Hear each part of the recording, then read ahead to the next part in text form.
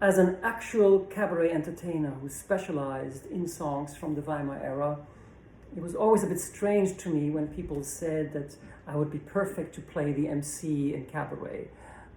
I know it was meant as a nice compliment, but I actually don't agree that I would be right for this role. An Emcee in a cabaret in Berlin would have been a seasoned, older performer who exudes authority, someone who's off-putting, dangerous, not charismatic in the traditional sense, and preferably physically massive.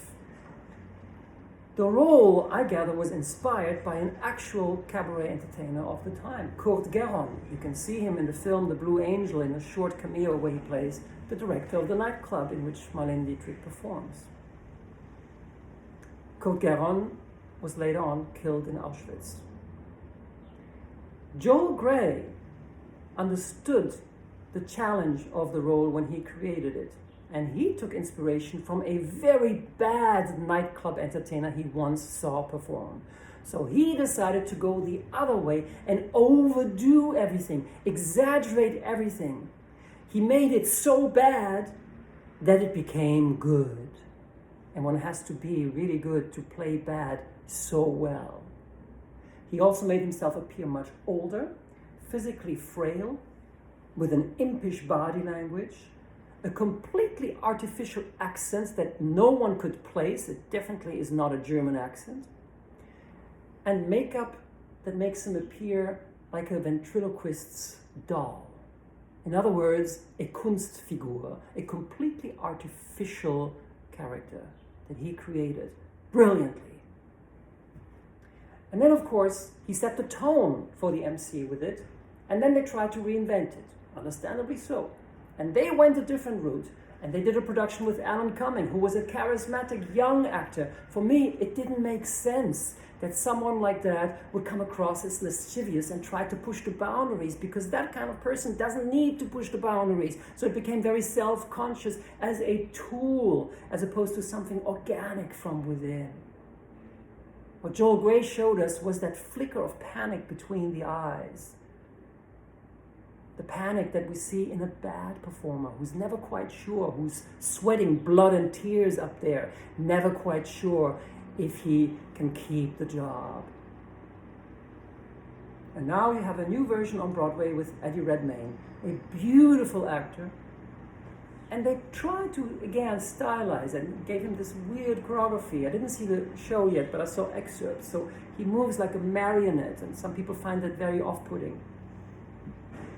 Nice try, I would say. And yet, it's again too self-conscious. He comes across as just a bit conceited, but not the right kind of conceited. Because back then, in the Weimar era, to be arrogant and to show that you don't really care was very much part of the style of the time.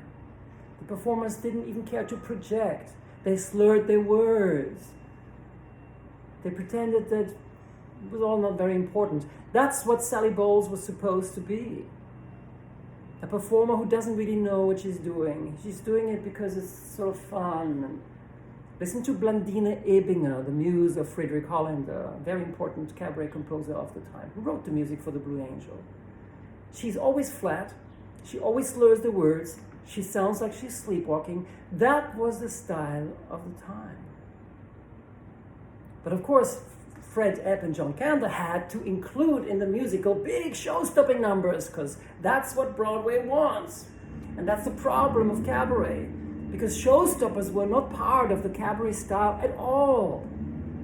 Now, when Bob Fosse did the film, he understood that, and he flipped it around, and he made Sally Bowles not into a bad performer, but into a brilliant performer who also has the panic that she might not get discovered. And again, it worked. If you ask me what kind of a character I would cast as the Emcee, I would choose someone like Zero Mostel. I found this book on the street the other day. Zero Mostel, Book of Opposites. See? That type, for me, that would be a really interesting Emcee for cabaret. Maybe one day we'll get to see it. And I'd love to direct it. Is life still a cabaret? Only if you make it.